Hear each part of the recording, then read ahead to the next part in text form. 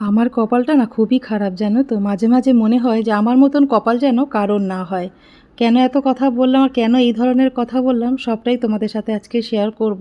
তো চলো সব কিছু বলার আগে আগে ভিডিওটা তো শুরু করতে হবে। Hello everyone, good morning. তোমরা সবাই কেমন আছো কমেন্ট করে জানিও। আমরা কিন্তু বেশ ভালো আছি।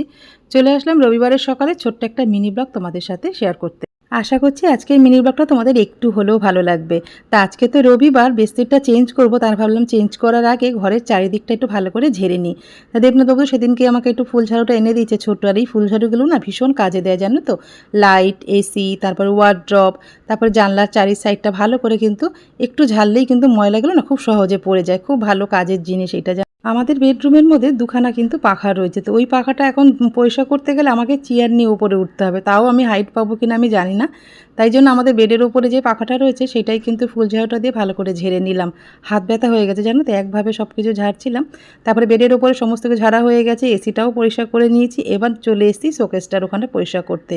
এবার শোকেসের উপরে যে শোপিসগুলো থাকে সেগুলো সরিয়ে সরিয়ে ঝাড়ুটা দিয়েই কিন্তু পরিষ্কার করে নিলাম। সব কিছু তো আর জল সুতির কাপড় দিয়ে মোছা যায় না। এই ঝাড়ুটা দিয়ে কিন্তু ঝুল তারপরে ধুলো খুব পরিষ্কার হয়ে যায়। তা দেখো আমার কিন্তু বেড কভারটা চেঞ্জ করা হয়ে গেছে। শনিবার দিন সন্ধ্যাবেলায় দেবনাথবাবু একটুখানি যাদবপুরে গেছিলো আমার ছেলের জন্য বালিশ কিনতে। আমার ছেলের যে বালিশটা ও শোয় মাথা দিয়ে, সেই বালিশটা আমাদের শ্যামবাবুকে একটু ঘরে রাখা হয়েছিল, ও একদম টুকরো টুকরো করে দিয়েছে বালিশটা। তা ছেলে ছেঁড়া বালিশে শোবে সেটা তো দেবনাথবাবু কিছুতেই মানতে পারেনি, তাই জন্য ছেলের জন্য বালিশ আনতে গেছে। শুধু বালিশ নিয়ে আসেনি, বালিশের সাথে ছখানা বালিশের কভার নিয়ে এসে সেইখান থেকেই দুটো কভার আমি এখান থেকে লাগিয়ে দিলাম। তা দেখো সাদা বেড কভারের সাথে কিন্তু ভালো লাগছে, খারাপ লাগছে না। এক কালারের নিয়ে এসছে, দুটো আছে সি গ্রিন কালার আর দুটো এরকম হালকা স্কাই কালারের নিয়ে এসছে। ঘরের সমস্ত কিছু দেখো ভালো করে পরিষ্কার করে নিলাম এক এক করে। এবার তোমাদের সাথে যে কথাটা আমি প্রথমেই বলেছিলাম যে আমার কপালটা যে কেন এত খারাপ, আমার মতন কপাল যেন কারণ না হয়, তার তো নিশ্চয়ই একটা কারণ আছে। তোমাদেরকে একটা কথা বলি, একটা মেয়ের জীবনে প্রথম হিরো কে জানো তো? তোমরা তো সবাই জানো। সেই হিরো হচ্ছে তার বাবা। সেই বাবাই আমার কাছে নেই। তো এর থেকে কষ্ট আর এর থেকে কপাল খারাপ মনে আর কিচ্ছু হতে পারে না একটা মেয়ের কাছে। গুরুর আশীর্বাদে, ভগবানের আশীর্বাদে, তোমাদের ভালোবাসায় খেয়ে পড়ে ভালো আছি, স্বামী সন্তান নিয়ে সংসার নিয়ে সুখে আছি। এর থেকে হয়তো একটা মেয়ের জীবন আর কিছুই দরকার পড়ে না, কিন্তু বাবার অভাবকে এইভাবে মেটানো যায় বলো তো? না, সেটা কোনোভাবেই সম্ভব। একটা মেয়ের কাছে বাবা যে কি, একমাত্র সেই মেয়েটাই কিন্তু বলতে পারে। মাঝে মাঝে না খুব কষ্ট হয়, যখন খুব কষ্ট হয় তখন ঠাকুরের সামনে বসে একটু কেঁদে নিই।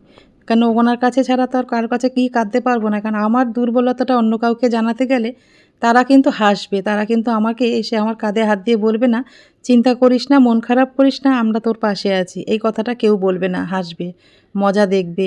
ওই জন্য কারোর কাছে আমি কাঁদি না। যখন মনে কষ্ট হয় তখন আমার ঠাকুরের সামনে বসে নিজের মতন কাঁদতে থাকি আর তাকে জানাতে থাকি যে আমি কেন বাবা বলে ডাকতে পারি না। প্রত্যেকটা মেয়ের জীবনেই তো তার বাবা আছে, কিন্তু আমার নেই কেন? একটা মেয়ের জীবনে তার বাবা হচ্ছে বটবৃক্ষের মতন, সারাক্ষণ ছায়া দিতে থাকে, ঝড় ঝাপটা তাপ সব কিছু থেকে তাকে বাঁচিয়ে রাখে। যার বাবা নেই তার কেউ নেই। বাবা ছাড়া আমার পৃথিবীটাই একদম অন্ধকার বলতে পারো। যখন খুব কষ্ট হয় না তখন মনে হয় যে ছুটে বাবার কাছে যদি যেতে পারতাম, সব কথাগুলো বাবাকে বসে বসে বাবাকে বলতে পারতাম। আর বাবা শুনতো আর মাথায় হাত দিয়ে বলতো কোনো চিন্তা করিস না, আমি আছি তোর সাথে। এইটা বলার মতন আর কেউ নেই জানো তো। এত বছর হয়ে গেছে তাও এখন বাবার কথা বলতে গেলে না বুকের ভেতরটা একদম ফেটে যায়। মানে কষ্টটা আমি চেপে রাখতে পারছি না। আমার খুবই কষ্ট হচ্ছে তোমাদের সাথে সব কথাগুলো শেয়ার করতে। এই একটা অভাব আমার জীবনে সারা জীবন থাকবে।